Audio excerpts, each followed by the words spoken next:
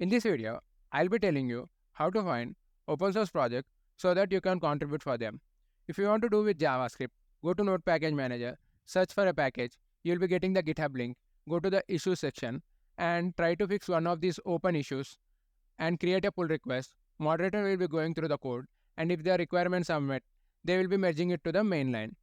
But please don't do grammar mistakes or spelling mistakes and create a pull request. This will waste your time and also moderator's time.